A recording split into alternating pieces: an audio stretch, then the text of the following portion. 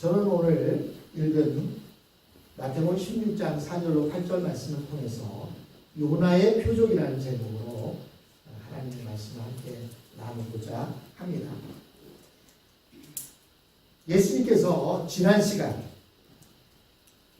바리새인과 사두개인들이 와서 하늘로부터 오는 표적을 구했을 때에 예수님께서는 그 날씨는 잘 너희들이 분별하면서 시대는 분별하지 못하느냐라는 말씀을 하셨습니다.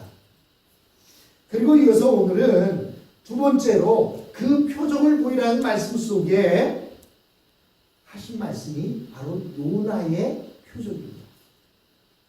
4절에 보니까 악하고 음란한 세대가 표적을 구하나 요나의 표적밖에는 보여줄 표적이 없느니라라고 이렇게 말씀하십니다. 예수님께서 바리새인과 사두개인들이 예수님에게 찾아와서 하늘로부터 오는 표적을 구하자 그들에게 요나 때에 느느웨 성 사람들에 대해서 말씀을 하신 것입니다. 요나 당시에 여러분들이 잘 아시는 대로 니느웨 성은 아수르의 수도로서 하나님을 두려워하지 않는 아주 악하고 음란한 도시였습니다. 사실 아수르는 많은 도시들을 파괴시켰고 수많은 사람들을 죽이거나 노예로 팔았습니다. 뿐만 아니라 요나가 살고 있는 그 예루살렘 지역 유다와 그 북이스라엘마저도 호시탐탐 그 나라를 빼앗으려고 엿보고 있는 그러한 나라였습니다. 그래서 하나님께서는 계획하시기를 이 니느웨 성은 앞으로 40일 뒤에 멸망하게 할 것이다 라고 말씀하십니다. 즉 니느웨 성은 40일 뒤에는 지진으로 멸망당할 수밖에 없었습니다. 그러나 하나님은 니느웨와 같은 악한 도성도 살리기를 원하셨고 그래서 이 악한 도성을 회개시키게 하기 위해서 선지자 요나를 니느웨로 보내셨습니다. 그러나 요나는 니느웨로 가는 것을 기뻐하지 않았습니다. 왜냐하면 정의감 때문이었습니다. 저 니느웨 성 사람들은 하도 악해서 많은 도시들을 멸망시키고 많은 사람들을 죽이고 많은 사람들을 잡아다가 노예로 팔아먹었다는 그 사실을 볼 때 저 성은 멸망당해야 맞다라고 생각했던 것입니다. 그래야 많은 사람들이 볼 때 그래 악한 사람들은 하나님에 의해서 멸망당할 수밖에 없어 라고 하는 그런 이야기들을 듣게 하기를 원했던 것입니다. 즉 하나님의 정의가 실현되기를 원했던 것입니다. 그래서 요나는 하나님께서 말씀하신 대로 저 아수르의 수도 니느웨에 가서 이 성은 40일 뒤에 망할 것이라고 외치라는 그 하나님의 말씀에 순종하지 않고 니느웨로 가지 않고 정반대가 되는 다시스로 가기 위해서 욥바로 내려갔다가 그곳에서 배를 탔습니다. 다시스로 가는 도중에 큰 폭풍을 만나 배가 깨어질 정도가 되었습니다. 그때 배에 탔던 모든 사람들이 제비를 뽑고 그로 인해서 요나가 제비 뽑혔고 결국에는 바다에 던져지게 됩니다.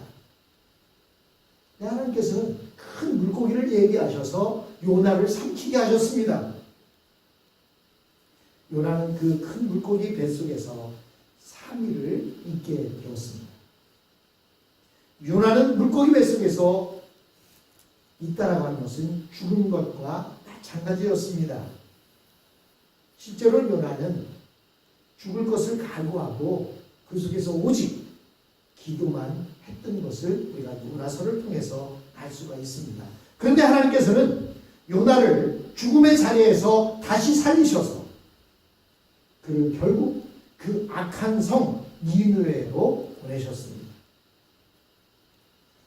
요나가 어쩔 수 없이 니느웨에 갔지만 요나는 그 니느웨 성에 가서 다른 것을 증거하지 않았습니다. 오직 이 성은 하나님의 진노의 심판으로 40일이 지나면 지진으로 멸망한다는 것과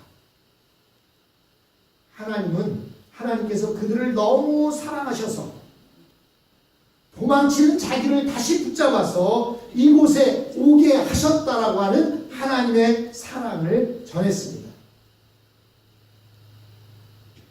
여기서 니느웨 성 사람들의 마음이 녹아지면서 큰 자, 왕으로부터 시작해서 작은 자에 이르기까지 모두 하나님 앞에 무릎을 꿇고 죄를 뒤집어 쓰고 회개하는 큰 부흥이 일어나게 되었고, 그로 인해서 니느웨 성은 하나님의 심판을 피하게 되었다 하는 내용이 바로 요나서의 이야기입니다. 그런데 오늘 예수님께서 하늘로부터 오는 표적을 구하고 있는 바리새인과 사두개인들에게 그 요나서를 말씀하십니다. 왜 요나를 말씀하셨을까요?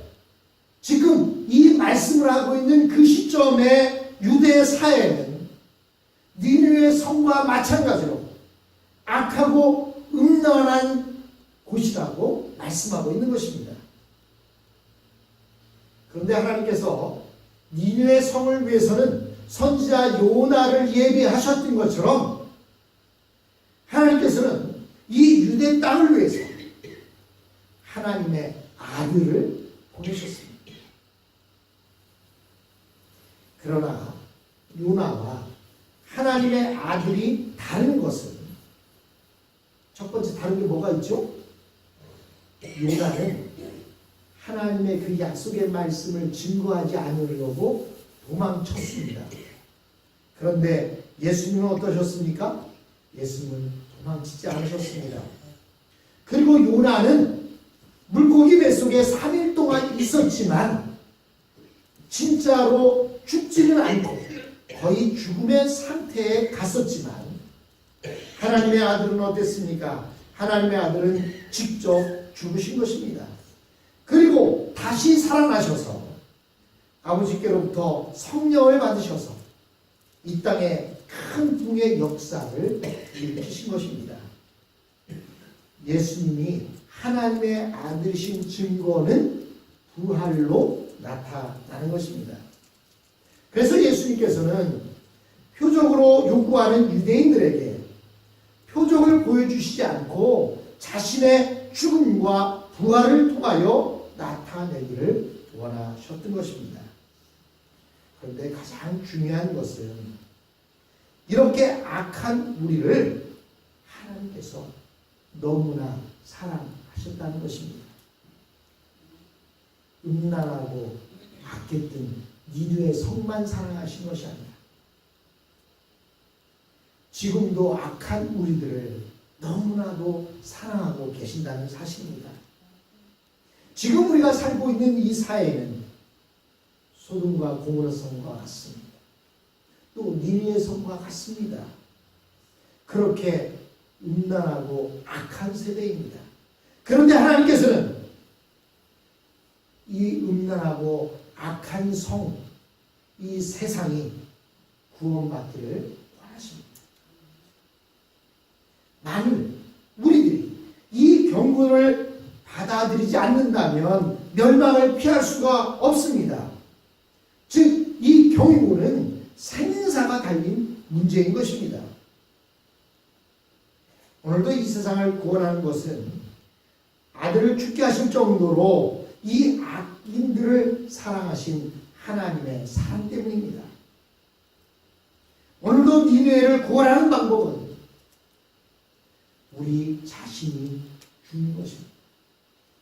요나와 같이 물고기 뱃속에서 만난 그 하나님을 모든 사람들이 만날 수 있도록 증거하는 것이 우리의 삶의 목적인 것입니다. 요나가 죽음을 맛보고 그 속에서 하나님께 순종했던 것처럼 우리도 내 자신들을 죽여야 합니다. 내 자아를 죽여야 합니다. 내 고집을 죽여야 합니다. 내 못난 성격을 죽여야 합니다. 그럴 때 이 악한 세대가 구원받을 수 있습니다. 하나님은 이 악한 세대에 살고 있는 모든 자들이 구원받기를 원하십니다. 어느 한 사람도 실족하여 지옥에 가는 것을 원하지 않습니다. 그래서 하나님은 오늘이라는 선물을 우리에게 주시고 오늘을 살아갈 때 주님을 만나도록 하셨던 것입니다. 그리고 이어서 예수님께서는 제자들에게 바리새인과 사두개인들의 누룩을 주의하라라고 이렇게 말씀하셨습니다. 6절의 말씀입니다. 여기서 누룩은 지난번에도 말씀드렸지만 빵을 만들 때 쓰는 이스트입니다. 그런데 이 이스트라고 하는 것은 얼마나 밀가루를 잘 부풀게 하는지 모릅니다. 그런데 이 누룩을 주의하라고 이야기합니다. 제자들은요, 예수님의 말씀을 제대로 이해하지 못했습니다. 예수님은 그 유대인들, 즉 사두개인과 바리새인들을 주의하라고 말씀하신 것인데 제자들은 그 말씀을 잘못 이해해서 7절에 보니까 제자들이 서로 의논하여 가로되 우리가 떡을 가져오지 아니하였도다 하거늘 이렇게 말하고 있습니다. 즉 제자들은 바리새인들이나 사두개인들에게는 떡을 빌리지 말라 이런 뜻으로 이해했던 것입니다. 왜냐하면 제자들에게 중요한 것은 한 끼 한 끼 굶어 죽지 않고 살아가고 있는 것이기 때문이었습니다. 그때 예수님은 이들을 책망하셨습니다. 8절에 보니까 예수께서 아시고 이르시되 믿음이 적은 자들아 어찌 떡이 없으므로 서로 의논하느냐라고 이렇게 말씀하십니다. 예수님께서 이미 제자들에게 보여주셨습니다. 무엇을 보여주셨어요? 물고기 2마리와 보리떡 5마리 5,000명을 먹이고도 10주 강주리가 남는 그러한 사건들을 이미 보여주셨습니다. 그럼에도 불구하고 제자들은 여전히 떡에 대한 걱정을 하고 있습니다. 오늘을 살고 있는 우리들은 어떻습니까? 이미 예수님께서는 우리를 구원하셨고 천국을 소망하도록 보여주셨습니다. 그럼에도 불구하고 매일 살아가면서 먹는 타령합니다. 먹는 걱정합니다. 한 끼 한 끼 먹는 것에 대해서 걱정하고 살고 있습니다. 그때 주님께서 그들을 책망하시는 것처럼 우리를 책망하십니다. 내가 더한 것을 너에게 주었는데 하물며 고작 한 끼 먹는 것 때문에 그렇게 염려하느냐라고 말씀하고 있는 것입니다. 그런데 오늘 바리새인과 사두개인들이 그들의 누룩을 조심해라 이렇게 말씀하셨는데 그러면 그 누룩의 특징이 무엇입니까? 첫째로 그들은 하나님의 일을 할 때에 성령님을 의지하지 않고 사람의 힘으로 하려고 했다는 사실입니다. 이것은 마치 모세가 광야에서 40년 동안 훈련을 받고 그리고 변화산에서 모세는 떨기나무에 불이 붙어 있는 모습을 보았고, 그리고 이어서 그가 여호와 하나님의 말씀을 붙잡고 광야로 그들을 데리고 나왔습니다. 그런데요, 그 광야에서도 자기가 스스로 백성을 구원하려고 했던 적이 있다는 사실입니다. 뿐만 아니라 구원받기 전에 모세가 왕자로 살고 있을 때에도 어떻게 했습니까? 자신의 동족들이 압제를 받는 모습을 보고 그의 힘으로 이스라엘 백성들을 구하고 싶었습니다. 그래서 자신의 백성들을 압제하는 그 사람을 돌로 쳐 죽이지 않았습니다.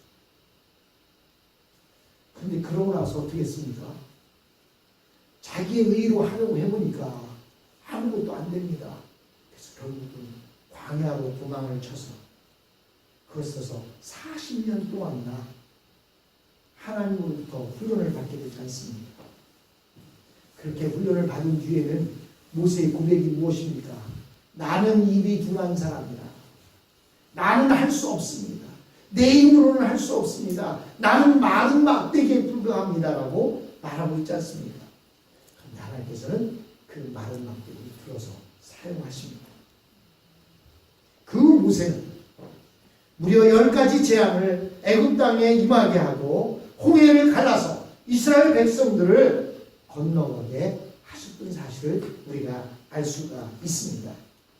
여러분, 우리가 주님의 일을 한다고 하면서 왜 시험에 든다고 말합니까? 왜 주님의 일을 열심히 하다가 넘어져서 그것 때문에 교회조차도 안 나가고 있습니까?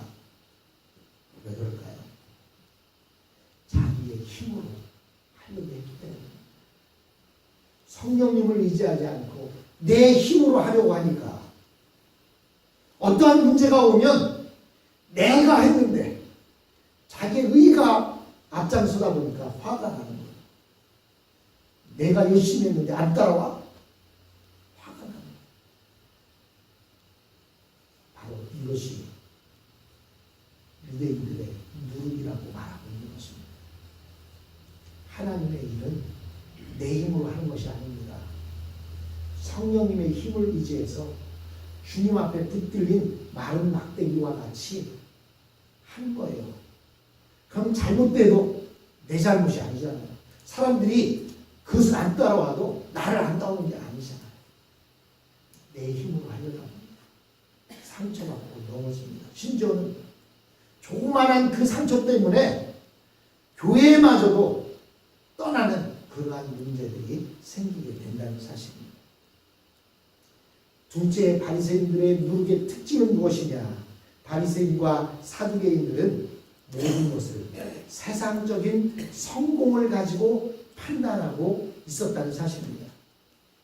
그래서 그들은 마음속에 은혜가 임하고 능력이 임해도 그것을 절대로 인정하지 않았습니다.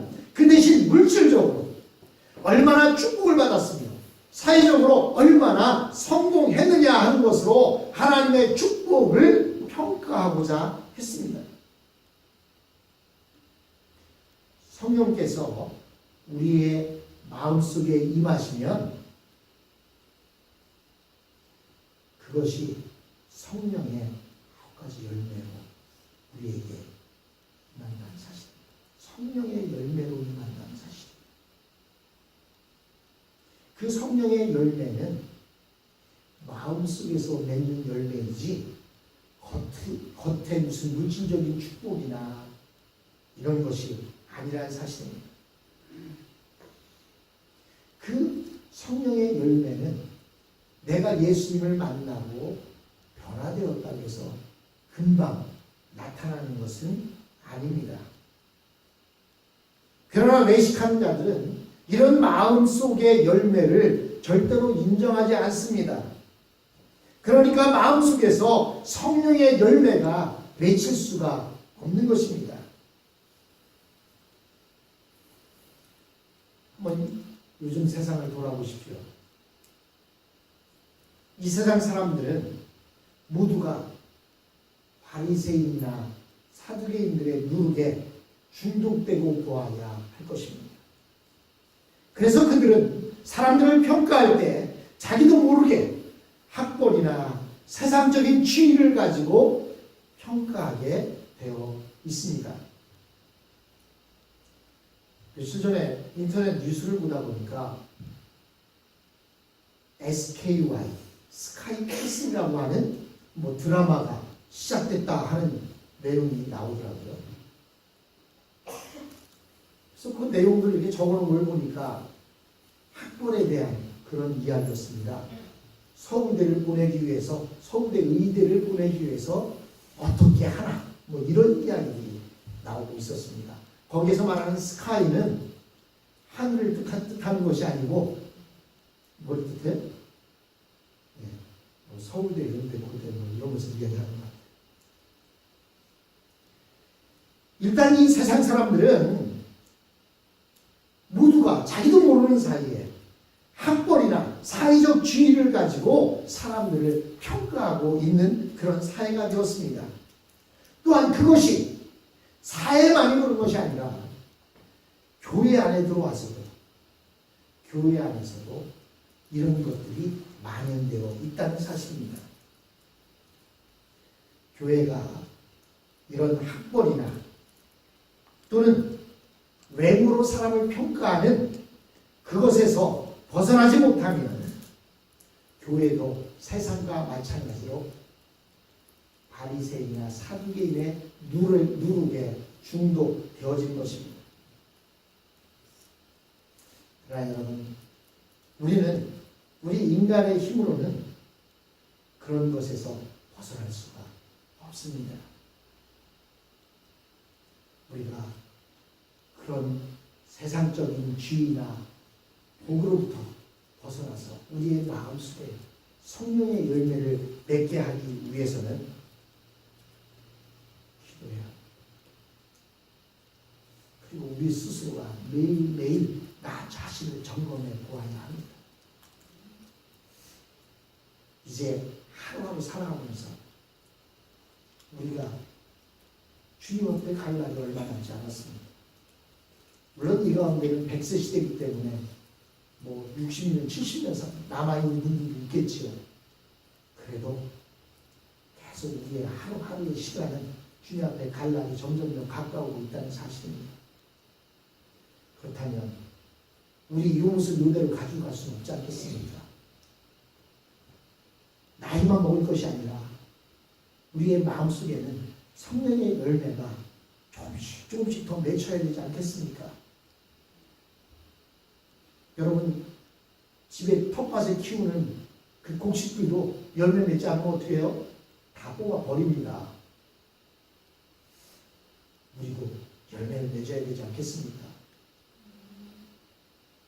여러분, 벼가 누렇게 익으면요, 그 누렇게 익은 벼가 이쁜 게 아니에요. 누렇게 익은 벼를 왜 이뻐하는 지 아십니까? 열매가 충실하게 달려있기 때문에 이뻐하는 겁니다. 여러분, 우리가 나이가 들어갈수록 열매를 맺어야 되지 않겠습니까? 나이는 들어가는데 그냥 생각하는 것이나 그 마음속에는 옛날과 같다고 한다면 누가 좋아하겠습니까?